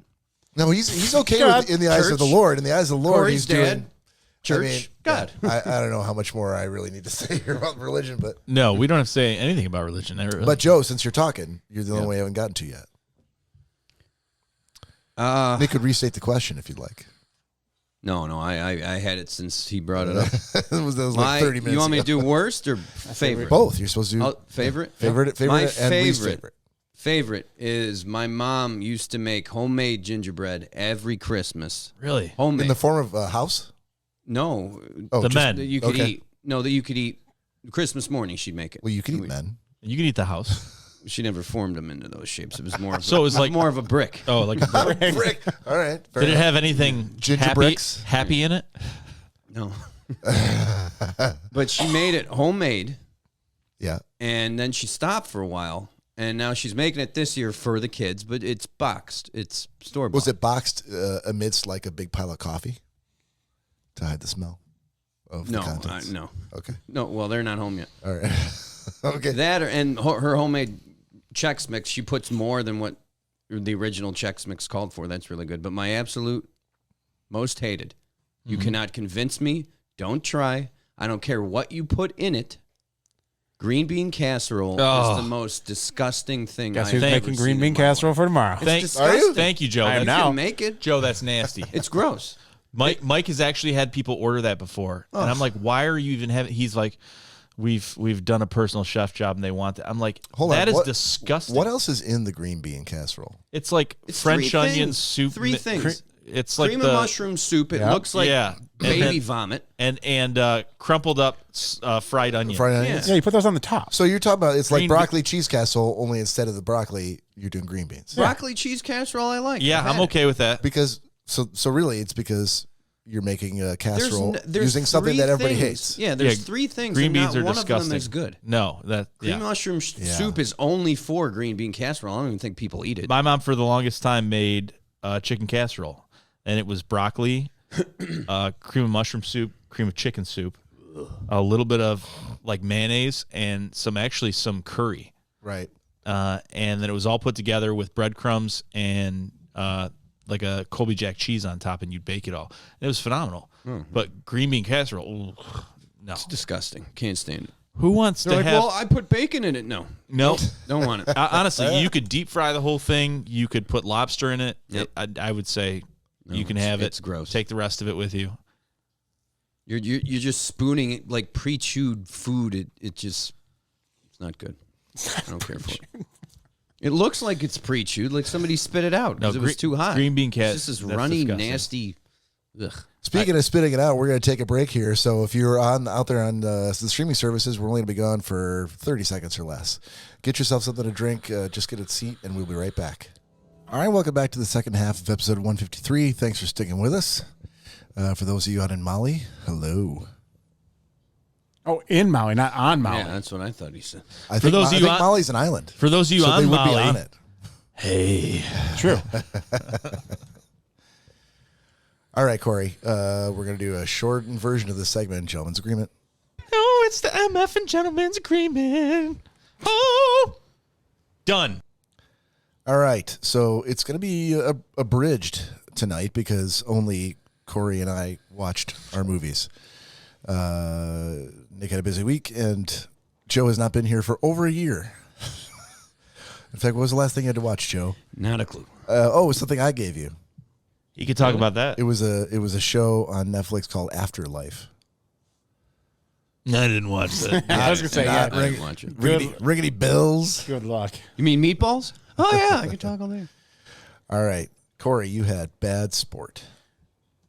I will. First, I'd like to start this off by saying I appreciate the trust you just put in that I did watch it, considering I had 2 weeks. Yeah. I could have been like, yeah, sorry, man. Odds are you watched it. I did. As a matter of fact, Mr. Dillon, I watched it the Monday after we did the cast. Watched every episode that night. Wow. Dude. So it's a show. A series, yeah. You watched how many episodes? Do you 5 hour-long episodes. Wow, okay. All right. So 2.5 times the amount of time you really needed to put in. Oh, So 6 hours. No, 6 episodes. 6 episodes? Oh, Is you've it watched 6? it? I watched Bad it. Sport? oh, shit, I thought it was 5. So, All right. so 6 hours. 6 hours. It could be 5. I think Oh, it's for 6. fuck's sake. Okay. All right. Dude, it 30-second synopsis. started out strong. The tale of the Arizona State Firebirds and the scandal they had back in the late 80s of Headache Smith. I can't remember his actual first name, but started taking bribes from a bookie and fixed games, and obviously got caught. But so I didn't know where it was going as far as the series. Like, I thought it was all going to be focused around one thing or one sport or one event. They took it all across the board. There was a thing with a guy that was in racing, stock car racing. Just a real shady dude. Got all his funding from. I don't want to give too much away because it's a great series. But racing, soccer. And then it was kind of weird how they did it because it went from basketball. The final episode is about cricket and something that happened with the Brazilian national team that I'm sorry, not Brazilian, South American national team. Australian. That was just absolutely insane. But the fact it was about cricket, Yeah. it was kind of hard to follow just because I don't know anything about cricket. The soccer episode, too, I will also say, I was able to force myself through a lot of subtitles, a whole lot of subtitles, and make it through the entire episode. So that should tell you how good it is, or how good I found it, that I was able to fight through that and still watch that entire episode. Wow. Okay. So, yeah, Todd, great pick, man. It's a newer series on Netflix. If you haven't seen it and you've been thinking about watching it, I would definitely give it 2 thumbs up. All right. Sweet. I had to watch. So I was assigned by Greg a movie called My Name is Bruce, and I was told it was on Tubi, but when I went to look for it, the only thing that was there was a documentary about Bruce Lee, and this was not that.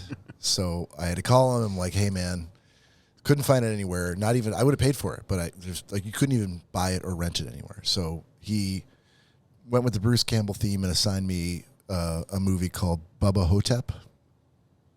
So if you're from Michigan, you've probably heard Bruce Campbell. If you're not, he's a B-movie actor. If you've ever seen Evil Dead, the original Evil Dead movie from the 80s, probably early 80s, that's Bruce Campbell in the lead. So Bubba Hotep is, I don't know how much I want to give away here. I kind of feel like, so it's not The Godfather. It's not Casablanca. It's not Citizen Kane. It is a movie about, let me see if I can sum this up real quick. If Elvis were alive and living in a West Texas old folks home with an old black man who believed that he was John F. Kennedy, if they ran across a mummy who was the spirit of some sort of Egyptian devil trying to eat the souls of all the old people at the old folks home, it's up to them to stop it. And that, I think, is the plot of the movie. And on paper, there's no way that anybody should have been given $1 to make this movie. It doesn't work. It sounds like the biggest load of shit. But somehow they raised the money to make this movie, and it actually wasn't bad. It wasn't Sam Raimi, was it? No. Okay. It was not Sam. Sam Raimi, he was the director of Evil Dead. Yeah. He from Detroit as well, along with Bruce Campbell. So they got started together, and Sam Raimi would raise the money. His brother was a producer, and they would make the movie and put Bruce Campbell in the lead, and it would be some sort of a cheesy 80s horror film, like some of the cheesiest, but some of the best special effects. And if you know who Sam Raimi is, then you know he went on to direct the very first Spider-Man movie with Tobey Maguire. That whole trilogy, actually, with Tobey Maguire. So I don't know how the fuck this movie got made. It was interesting to watch. I'm going to give it a C, a solid C, because for as weird as it is and the fact that I can't believe that they talked somebody into letting them make it, it also drags in a few places, and Bruce Campbell as Elvis is laying in a hospital bed for the first 30 minutes at least. So My kind of role. yeah, but no What do I have to subtitles. do? Not one subtitle. Oh, I just like No, that's not even true. There are subtitles for the Egyptian devil god. God damn it. So there is a bit of reading to do. Yeah, I can't believe it was made. So, Greg, good pick. And with that, I think Cory and I are going to swap picks here and assign something to each other for next week. Dick pics. Wouldn't that be a bad pick, though? What's that? He gave you a shitty movie to watch. I thought they're supposed to be good movies. But he knew I liked Bruce Campbell. But you hated the movie. I didn't hate the movie. I gave it a C. Oh, okay. Yeah. If I hated the movie, it would have been an F+. Oh, but you're just amazed it got made. Yeah. Okay. The sheer balls, and Bruce Campbell saved it for me. So, yeah, it's a big C. Gotcha. All right, Cory, you got something for me? That's what I was just looking at here. I'm trying to figure out what I should go with, because I don't think I actually have anything like really set aside for you. Really? You don't keep a list? I do. I have an entire list, but there. Okay. But there's nothing underneath my name? I got a couple for Todd. Nope, just kidding. I do have one for you, and it's very fitting. The Night Before. Oh, wasn't somebody assigned that recently? Or were you guys just talking about it? I think someone was assigned it, and then you had mentioned you'd never seen it. Yeah, I did. So, The Night Before. I assume it's going to be Netflix or... Yeah, Prime, it's something like that. somewhere out there. It's not an old movie. I'm not going to have to pay for this, am I? But this is a holiday movie, you're saying? Yes. All right, well, that's fitting. Involving 3 friends, believe it or not. Fuck. I don't know that I have a holiday movie for you, sir. Oh, I don't know. That just happened to be the one I had set aside for you. Okay. If All right, well, that's fitting. The fact that you aren't wearing holiday garb today, you just made up for it. Okay, so what do I got for you?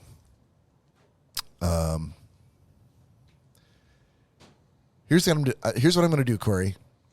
I'm going to sign you a television show. And each of the episodes are 23 minutes or less. So that means you need to watch, to come up with the 2 hours, you need to watch 5 of them. 5 episodes. Minimum of 5. And I'm going to tell you which 5 to watch. And I'm going to put it in OneNote. You could see the OneNote entries, right? Oh. See, I'm out. Can you grab me one? Chop, Nick. If you grab Cory something, that'd be great. So I'm going to tell you which ones to watch. He's got it. Okay, Cory, you have to watch Seinfeld.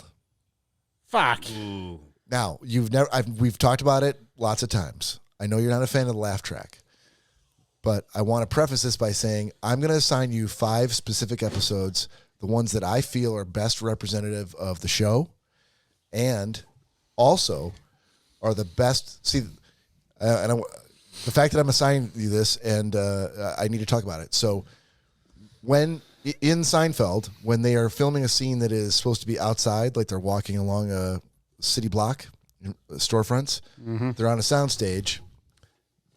That's laugh track. Correct. When they are in Monk's coffee shop or they're in Jerry's apartment, that is not a laugh track. That is a live studio audience. Now, the ones that I have picked have been specifically because you will be able to hear that when they are in Jerry's apartment or in the coffee shop, it is not a laugh track. It is very clearly a studio audience whose laughter is bouncing around the acoustics of the apartment, and in some points so loud that they have to yell their lines in order to talk over the laughter. Highly doubtful, but okay. That's all I can do. It is. Right? There That's all are I can do. several episodes like that where you'll even notice that they have to stop talking and take a pause because people are laughing so loudly. Yep. I'm sure it's fucking hilarious. So you have to watch The Switch. Now, this is all on Netflix. Okay. The Switch, which is season 6, episode 11. This is less for you because I'm going to put it in one. This is more for the listeners. So The Switch, season 6, episode 11. You have to watch The Contest, season 4, episode 11. You have to watch The Soup Nazi, season 7, episode 6. And you have to watch The Marine Biologist, season 5, episode 14.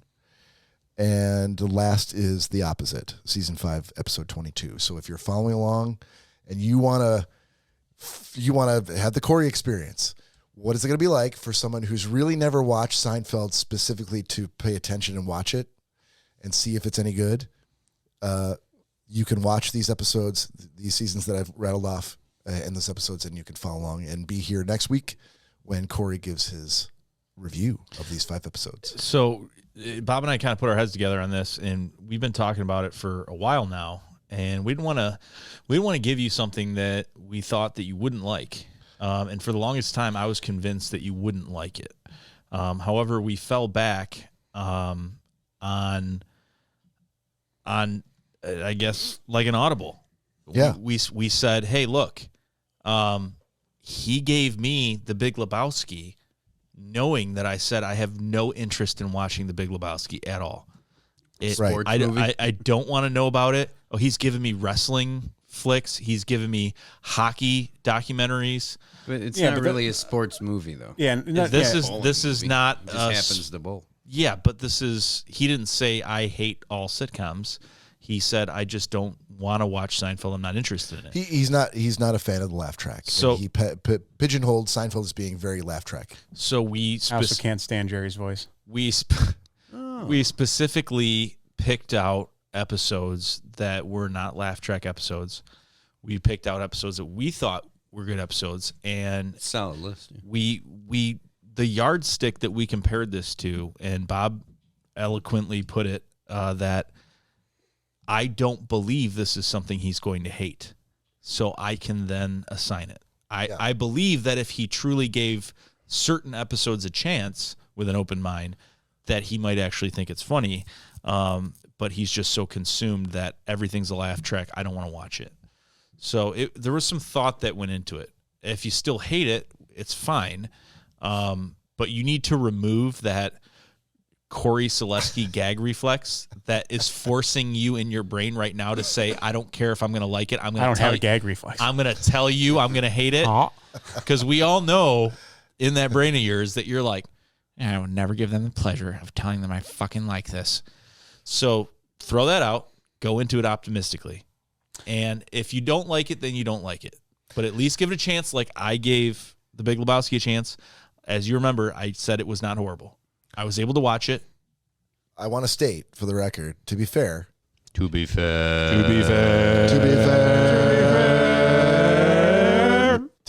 this is only me that picked these episodes, not Nick. Correct. We talked about picking episodes, Yep. but these are the ones I picked. Yep, absolutely. So based on the So rules, I only have you to blame. Yes. you have me to blame, but also based on the rules, you can only be assigned Seinfeld one more time, and Thank God. not by me, and not these episodes.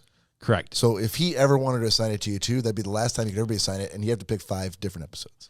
Yeah, when we talked about it, we just basically said it's an idea that we should probably talk about down the road, and then we just exchanged episode ideas. And I had no clue that he was doing this tonight. Yeah, well, I didn't know I was going to automatically get Cory tonight. I didn't have to run the algorithm or anything. You could have ran it. I could have. So, Yeah. do you mind if Yeah, I go say ahead. something real quick? So you set Cory up with Seinfeld. Good episodes. Don't get me wrong. Yeah, You'll enjoy them. Yeah. He's got his mindset, that he's like, yeah, whatever, I'm not going to like it. Their laugh track, blah, blah, blah. So he's never seen Seinfeld. No, he has. I mean, like, Bits and pieces. Bits and pieces of it. But Here. he's never going not I an want to watch entire one whole episode. episode of Seinfeld. Correct. Not 3 entire episodes. Not an entire And then you episode. said, Cory, if you go in with an open mind and you don't like it, that's fine. Sure. I recall a show, I can't remember the name of it, that the whole group liked, Speedy Service. and I didn't care for. New season, episode 20, or December automatic- 26th. And I even watched the first 3 episodes, and I automatically was told that I didn't like it just because everybody else liked it. So he has the green light. Of, Hold if you on. don't I like feel it, like that's you fine. might have said something along the lines of, well, you all fucking like it. I don't have to. Like No. You've also said in the past, No, I watched all 3 of them. I do recall that you have kind Not of funny. habitually line stepped with humor and said, "Oh, I didn't even fucking watch it. I just watched a couple minutes of it in the background." And then you like joked around and were like, "No, I fucking that- watched All right, it." hold your If response. that's the Hold your case, response. Hold your anger. Let's do angry shot. God damn it, Nick! I got something to say, and you're gonna hear it. I love when the Just the comparison. Plastic- Hey, hold on. when the Angry plastic shot glass turns Yeah, it's frosty. icy. Yeah. Cheers, everyone out there. Cheers, fuckface. All right, let him have it. Yep. I already did. No, I stopped you. Well, that's what it was. I mean, he's okay. Well, if you don't like it, Cory, that's fine. But when I watched Letterkenny and I didn't like it, I was shit on because I only didn't like it because everybody else liked it. That's what you guys said. Well, And first I'm like, no, I don't find it funny. first of all, you started. You were assigned Letterkenny when I was in my I infancy. don't even think I was assigned it. I just watched it because everybody Yeah, I else think did. and I think didn't that's like it. probably true. But you're saying you watched it, you gave it a chance, didn't like it. That we're saying Cory has not done that yet, and this is Right. So how can he know? He just because he doesn't like the laugh track. I mean, I watched it and didn't like it, and you poo-pooed on me. He didn't watch it. He didn't watch a full episode like you did. And I've from seen what he's enough se- Seinfeld, and I've heard he Jerry's feels voice like enough it's a laugh that- track. Yeah, and he doesn't like Jerry's voice. Now there are 3 other characters in the show at least, and so hopefully that'll be enough to carry through. well, it's If he doesn't like it and he actually watched 5 whole episodes, I'm good. so, but it's like me. Look at I have a Big Lebowski flag in my basement. I have to refer to him if I tag him on Facebook as Jeffrey Lebowski. There's a Big Lebowski beer can. I gave him a Big Lebowski like coffee thing. Joe bought him the Big Lebowski sweater. There's a Big Lebowski sweater. We've had to watch and wait and postpone the show while he made White Russians before. He's Yeah, told us about yeah, his we have. sunglasses at night in a studio, why he was wearing them. He's got specific shorts. So it's and he likes it as well. So it's been, resuscitated into my fucking face so much that I was, just across the board. I don't want anything to do with this because I don't want to. There's a Big Lebowski game on the floor next to the fucking table. You put up with it. You say, get this shit out of my basement. But I am nothing if not having any sort of principles. Then I absolutely fucking nothing. I absolutely have principles, and I will say this: I will give it a chance. And I did, and it wasn't horrible. I don't understand that it's life-changing, but it wasn't horrible. I'm not going around dressing like Jerry and carrying microphones and making, I say the jokes all the time, and it's probably overwhelming to Cory for someone that doesn't watch it. But I'll also say that Star Wars I've never seen, and I despise it. And if I was assigned it, I will go into it with an open mind. If I like it, I like it. So that's all we're asking. So we tried to cater a little bit. And when you were assigned or you watched Letterkenny, I don't even think I was on board yet. I was very much in my infancy with Letterkenny at that time. No, but it has nothing to do with you guys liking it individually. I just don't care for it. I'm not right. How dare you guys go and see them live? Oh, you idiots! Blah blah. I didn't say that. I just don't care for it. Yeah, but you're also not the most easygoing, open-minded person in the world. Like nonsense. Yeah, you're very much. No, if you can be a stick in the mud, as can I. If I'm recommended something and I watched it and I liked it, I wouldn't just crap on it. We should hope not. I mean, we should always be constantly evolving as a particular podcast. Taste. Like Python. A lot of people find it stupid. I love Python. Bob loves Python. Like fucking Caddyshack or whatever. Don't drag me down into your fucking. Yeah, you didn't like Caddyshack, did you? Dungeon no, of, it was fucking horrible. Dungeon of ill repute. Well, this rebuttal is just trying to be like, yeah, we did do that to him, and we're trying to dig ourselves out. But we're all almost. But I'm drawing a line between what you were assigned and what he was. And assigned. we're all almost 2 years older, podcast yes. and age. Yeah, and wouldn't you say in the last year we've matured as a podcast? Oh yeah, absolutely. We got our cameras no longer hanging from the ceiling now. They're jacked to a table. Not my nose. Yeah, that's fine. So yeah, no, that's great. I have a feeling I know what the answer is going to be, but at least we can say like a week and a half ago, I tried oysters on the half shell for the first time just for my dad twice, and they're disgusting. They're they're absolutely disgusting. If I wanted to have a mouthful of lemon juice and cocktail sauce, I could just take a spoon and put it in there. What is this thing? Oysters on the half shell. Oysters at Rockefellers, that's probably the way you need to go. They're para cooked or they're cooked. Partly cooked. Rockefellers, he'd put cheese on them or something. Yeah. Oh God, cheese. Nothing with seafood. Melt them. If it swims in the sea, please no cheese. That's what they always say. But doesn't rhyme. But I'm not sure who they is. Dude, it got into the back of my fucking throat. Sea and cheese. And oh my God, I got to a point where I was like, where it just fucking sat there, and I'm like, oh God. And it was like it was like swallowing a big fucking loogie. Close. It was disgusting. I don't know why. What the draw is for people to. It's that salty just C. Yeah, no, I got no C for sexuality. I got no C. Isn't it for no C, no cheese? They're an aphrodisiac. I know they're an aphrodisiac. Why would I want to make out Nick with? was rock hard after. Oh, I'm so horny. Give me a kiss. A little bit of foreplay before we start. And she reeks. Give us a kiss. She reeks of seafood. Yeah, right. Yeah, give me that oyster mouth. Yeah. Oh, you smell so good. Mouth. I mean, I came home and humped the shit out of my bed. Smell like dead fish. Oh. No. You smell like oyster mouth. But there was no draw to it, and for it to be more expensive too. I mean, I digress. I'm sorry. Right. No worries. These are bottom feeding sludge things in a shell, and they're $24 for 12 of them. Remember, like you fucking assholes. What, Fraser? What happened to your pants? Well, I was on the bus, and then this pregnant woman, and this, and this, and this, and then I slipped on what I chose to believe was a wet burrito. Good day, busman. Yeah.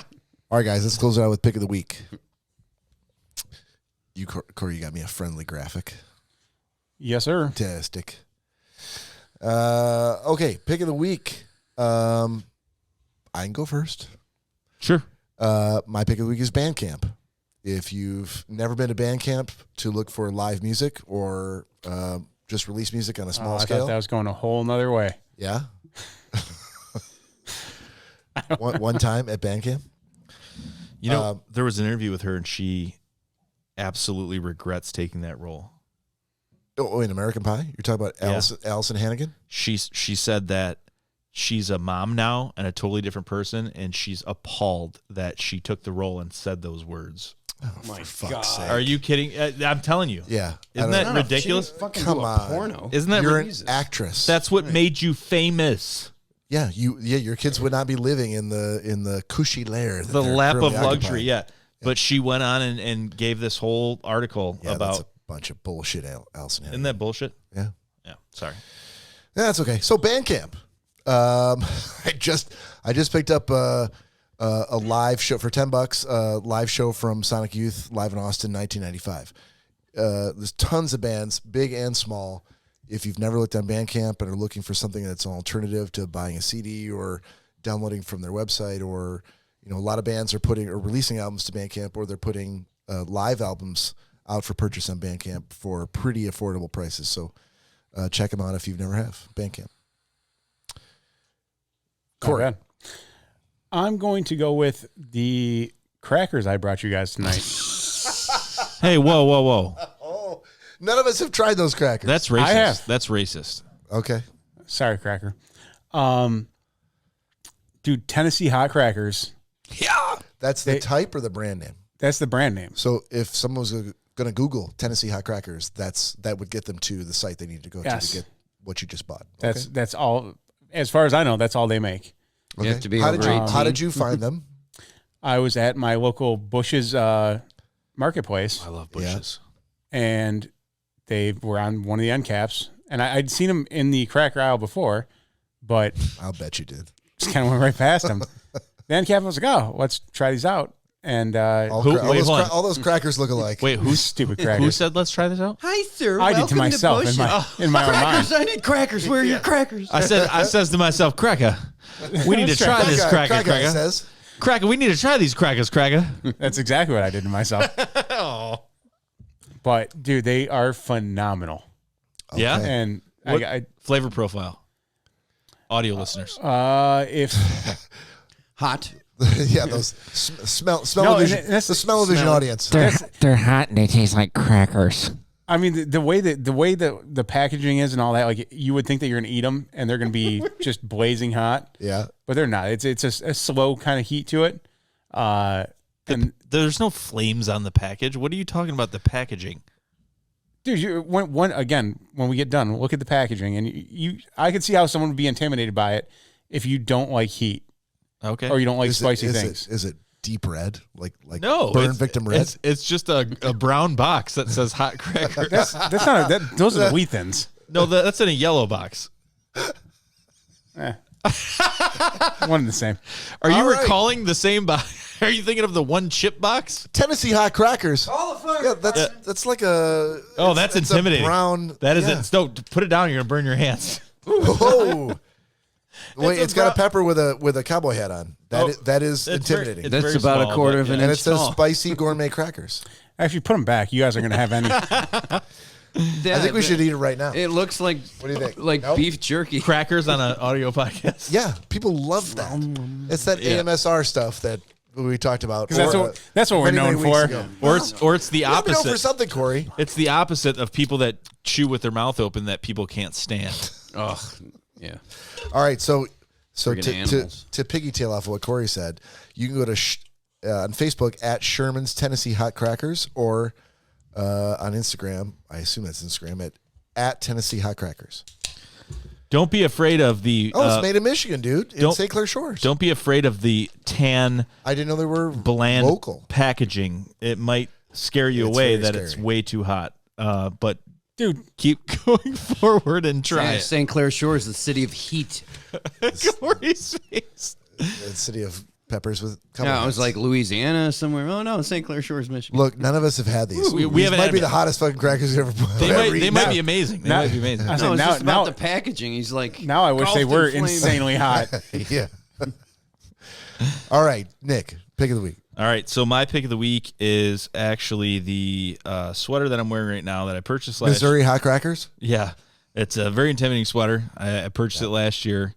It's you. Wait, your pick of the week is last week's Christmas sweater? No, last year's. Last Christmas year's? sweater. Yeah, not last week. Okay. So it's a Christmas sweater, so I've worn it. This is the second time. So UIDEAZONE. Udazone, I guess. I'm glad you spelled it because you should probably stop right there. UID. You spelled it. That's good enough. Everybody's got it. You don't have to try to say it because you're not saying it right. Okay, tell me how it's pronounced. Ideazone. Thanks. You're welcome. That's so much different than what I said. Black bear, so that's totally different. But did you even say the word idea in what you were saying? Yes. I had an idea that you should shut up so I could finish this. All right then. Ideazone store on Amazon. It's a Christmas sweater. It lights up. It's got batteries. It actually comes with backup batteries as well, which worked very well this year. Are they under the armpit or are they like back of the neck? So they're under the left side on the inside, and they've actually built a pocket that the battery pack slides into. It's only about the size. The battery pack's about the size of a pack of batteries. No, probably like a pack of chiclets.